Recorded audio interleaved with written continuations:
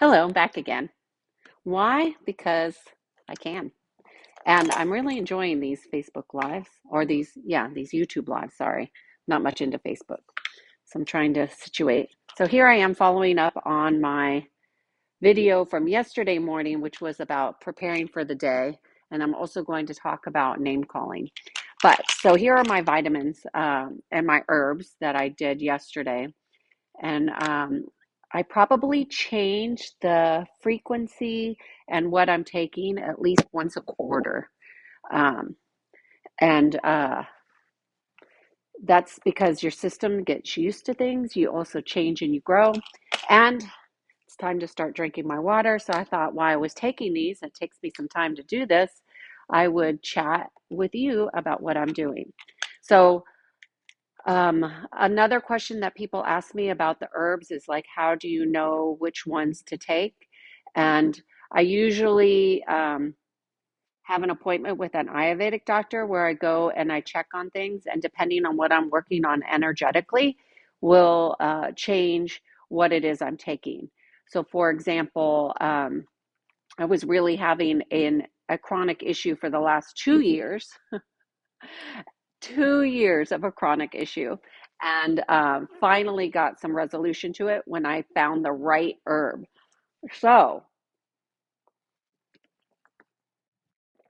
the lesson in that for everybody is don't ever give up. There is always a way, and there's always a way that you can adjust what you're intaking that will adjust how your body is feeling.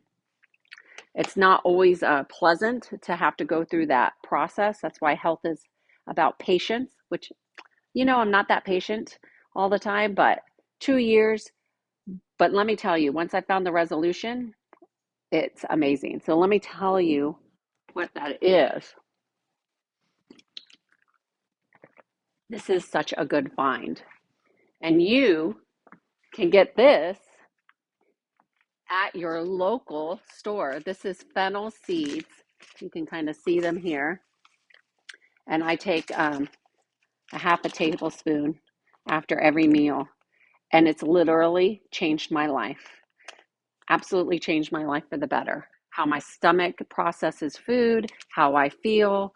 And because we're traveling, it's been a nice little snacky snack to do and take something as I'm going.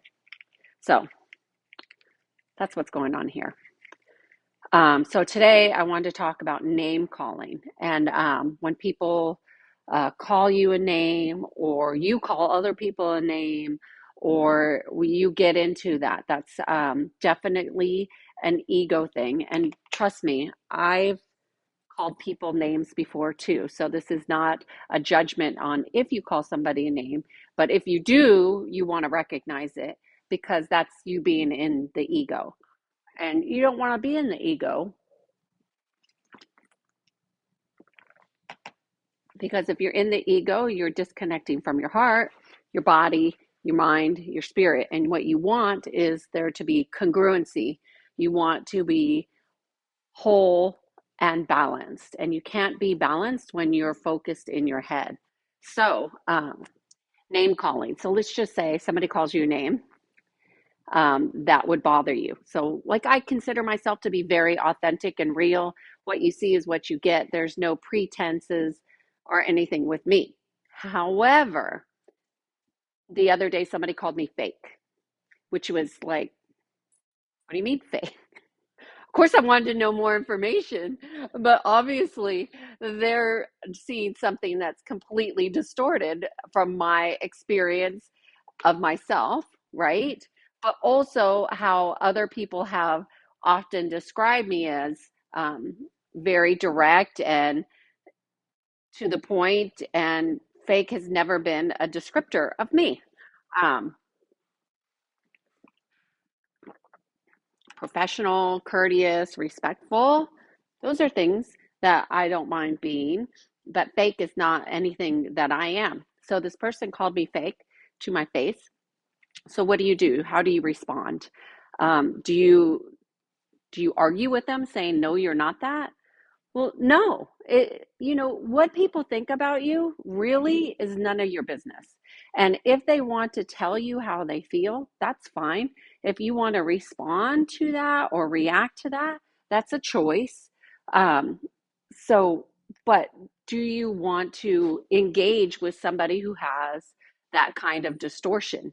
And is that important for you? Because the chances are, if you engage with that, you continue going down, it'll become an ego to ego battle.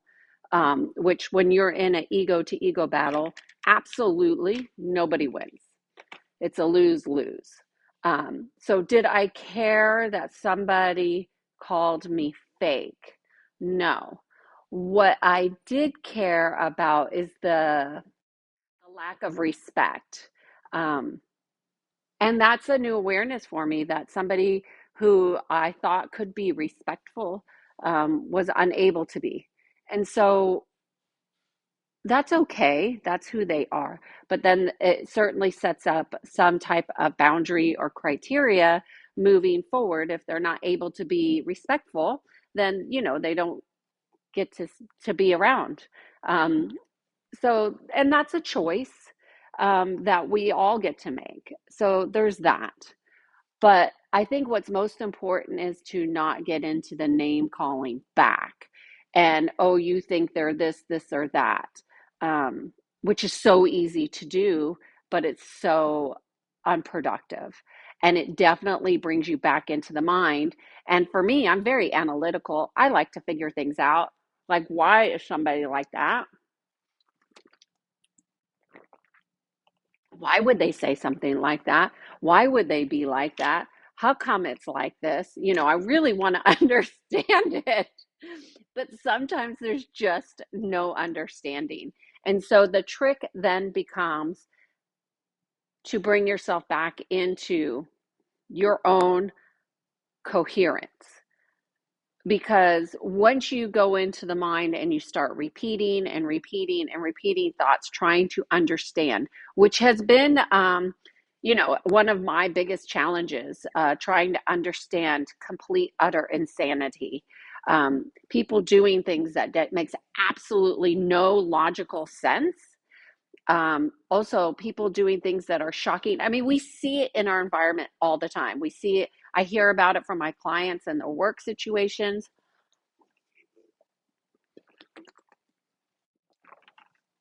People are more unbalanced or imbalanced than they ever have been in the history of our world.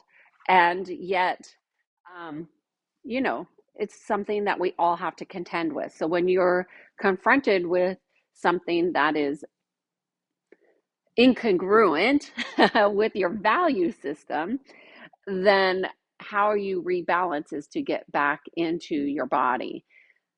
So how did I do that? I took some breaths. I always go into, like, what is my learning from this situation? I think that's one of the things that I do that's very unique. And I have found it very helpful over the years, is to understand what my learning is from crazy situations so I don't repeat them, right? Because there are patterns of lessons, there's patterns of behavior, there's patterns in relationships, there's patterns in interactions. There's, so for example, there might be a pattern of narcissism. There might be a pattern of you having narcissistic relationships, which I've had in the past. And those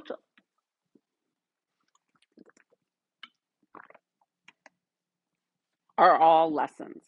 So, but it's not about what that person is doing. So, how I might go through is, I do this all very intuitively, but I ask, how many lessons do I have from this situation? And then I go through in my mind's eye, like, the series of the situation and where something felt slightly off or incongruent, where there's like a hitch, and that's where I look for the lesson.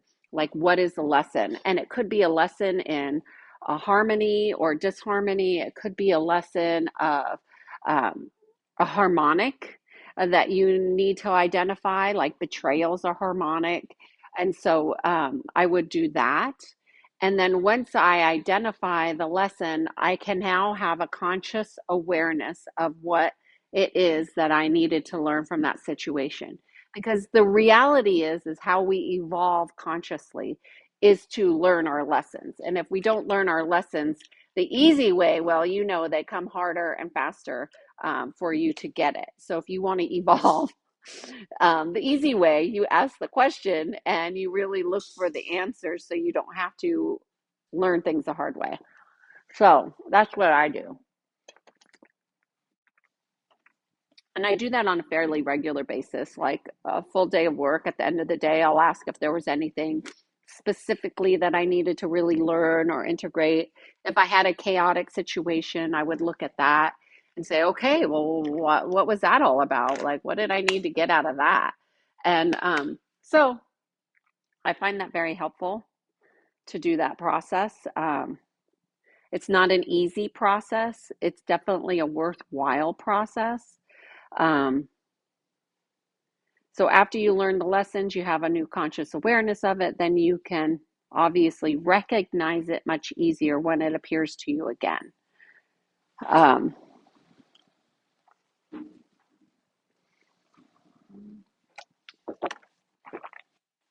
the other thing there is that I do is after I learn the lesson, I integrate it so it doesn't have to repeat.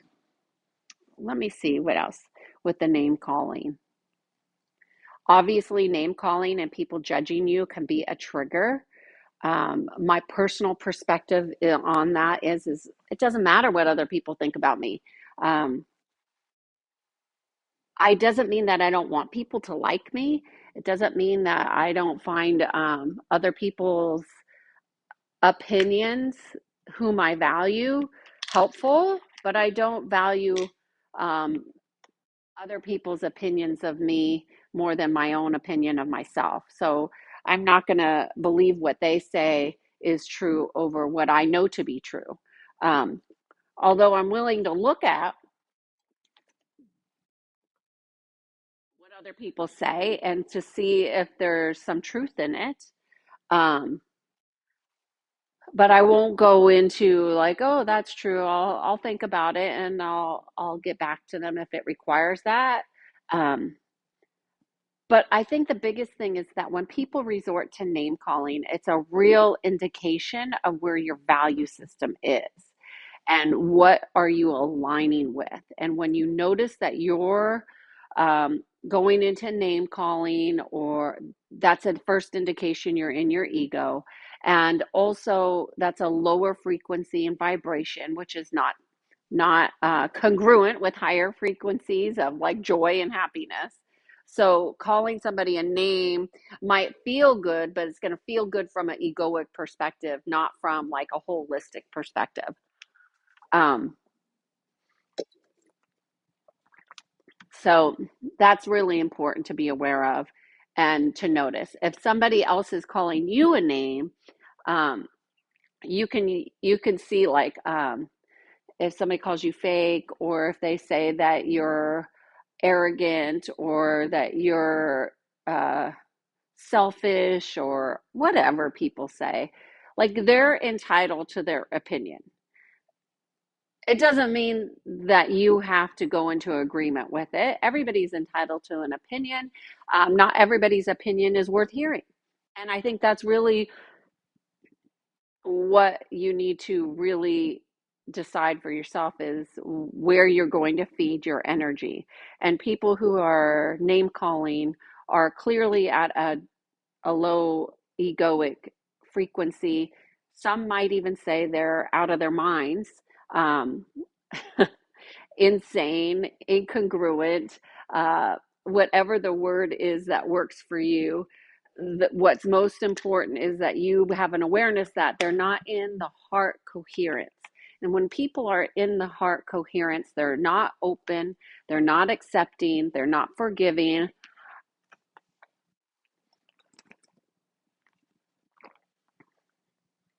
And that says a lot about who they are. And a lot of people talk about love and frequency and all these kinds of things, but they're not willing to um, be honest with themselves about where they're incongruent. And I think, you know, for all of us who want to evolve and become more conscious, we must be willing to look at where are we incongruent so we can get realigned. Otherwise, the incongruents become hidden, they get buried. We act out in ways that are not healthy, and that becomes problematic for our relationships, for our work environment. And I think really a lot of people, when they're under a significant amount of stress, they lash out. And, you know, people are very stressed these days, and I can understand that stressfulness, but that's not a pass for poor behavior. So you need to know within yourself what's acceptable and what you're willing to contend with in your relationships. Anyways, hope this was helpful. My vitamins and my herbs are done for the day, so I hope that you have a great day um, and enjoyed this video. Thank you. Bye.